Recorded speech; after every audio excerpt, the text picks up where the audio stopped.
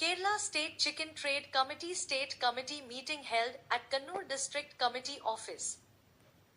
State President K.X. Joppan, State Secretary P.S. Usman, State Treasurer K.B. Rashid, State Vice President Akbar, State Joint Secretary Shaji, Chicken Committee Kannur District Secretary Shukkur PTP, President Ismail Pukkom, Treasurer Vimal Krishnan, State Executive Member Muhammad Pinrai and other state leaders participated. It has been decided to involve all chicken traders in the state in the Trade Protection Message March organized by the Kerala State Traders and Businessmen Committee.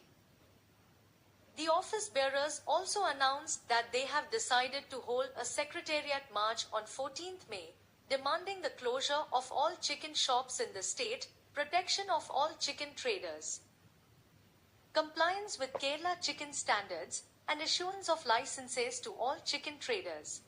വ്യാപാരികൾ അനുഭവിക്കുന്ന പല പ്രശ്നങ്ങളും ഉന്നയിച്ചുകൊണ്ട് വ്യാപാരി വ്യവസായ സമിതിയുടെ സംസ്ഥാന committee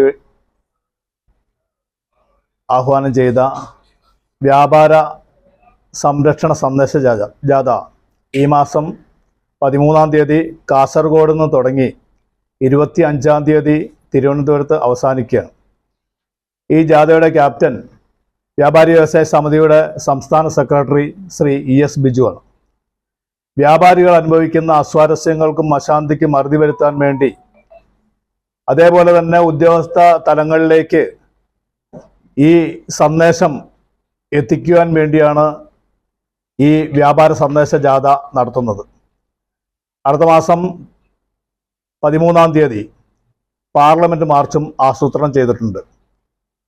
വ്യാപാരികളുടെ ഉന്നമനത്തിനും ക്ഷേമത്തിനും വേണ്ടി പ്രവർത്തിക്കുന്ന ഈ സംഘടന ഇന്ന് വ്യാപാരികൾ അനുഭവിക്കുന്ന ഒരുപാട് പ്രശ്നങ്ങൾ ചൂണ്ടിക്കാട്ടിയാണ് ഈ സന്ദേശജാഥ നടത്തുന്നത്.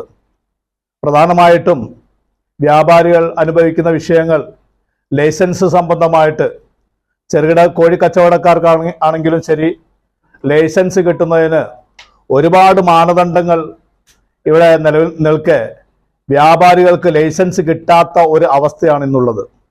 ചിക്കൻ വ്യാപാരികളെ സംബന്ധിക്കുന്ന വിഷയമായിട്ട് ബന്ധപ്പെട്ട് ഒരു നിയമസഭാ മാർച്ച് ഉൾപ്പെടെയാണ് സംഘടന ആലോചിച്ചുകൊണ്ടിരിക്കുന്നത്. ഇപ്പം മാർച്ച് മാസത്തിൽ, മെയ് മാസത്തിൽ നമ്മുടെ വിഷയങ്ങളെന്ന് പറഞ്ഞാൽ പ്രധാനമായിട്ട് ലൈസൻസാണ്. ഇന്ന് കേരളത്തിലെ ചിക്കൻ വ്യാപാരികൾക്ക് കിട്ടാത്ത ഒരു സാധനമാണ് ലൈസൻസ്. ലൈസൻസിന് ഒത്തിരിയേറെ മാനദണ്ഡങ്ങളാണ് ഏർപ്പെടുത്തിയിരിക്കുന്നത്. ഈ മാനദണ്ഡങ്ങളിൽ ഇളവ് വരുത്തണം. ഇളവ് വരുത്തിക്കൊണ്ട് മുഴുവൻ വ്യാപാരികൾക്കും, കച്ചവടം ചെയ്യുന്ന മുഴുവൻ വ്യാപാരികൾക്കും ലൈസൻസ് നൽകുവാനായിട്ട് ഗവൺമെന്റ് തയ്യാറാകണം. രണ്ടാമത്തെ വിഷയം നമ്മുടെ കറണ്ട് ചാർജാണ്. കറണ്ട് ചാർജിന് സബ്സിഡി എന്ന് പറഞ്ഞാൽ കാർഷിക മേഖലയിൽ സബ്സിഡിയുണ്ട്, മറ്റു മേഖലകളിൽ സബ്സിഡിയുണ്ട്. പക്ഷേ നമ്മുടെ എല്ലാം സ്ഥാപനങ്ങളിൽ ഉപയോഗിക്കുന്ന കറണ്ട് വളരെ ചാർജ് കൂടുതലാണ്. അതിൽ ഒരു സബ്സിഡി എന്ന രൂപത്തിലേക്ക് ഒരു നിയന്ത്രണം കൊണ്ടുവന്ന് ആ വ്യാപാരികളെ സഹായിക്കണം. മൂന്നാമത്തെ വിഷയം എന്ന് പറഞ്ഞാൽ കേരള ചിക്കനാണ്. എടുത്തു പറയേണ്ട ഒരു വിഷയമാണ്. കേരള ചിക്കന് ഞങ്ങളാരും എതിരല്ല.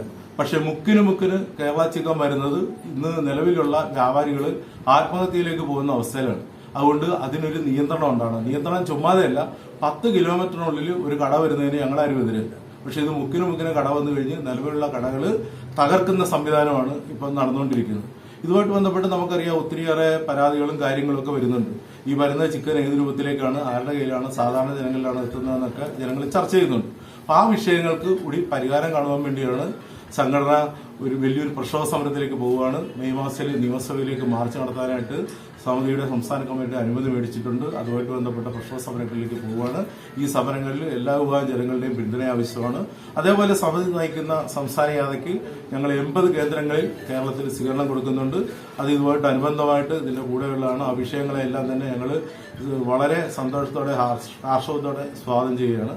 ഈ പരിപാടികളാകെ വിജയിപ്പിക്കാൻ വേണ്ടി എല്ലാവരുടെയും സഹായ സഹകരണങ്ങൾ ഉണ്ടാകണമെന്ന് അഭ്യർത്ഥിക്കുന്നു.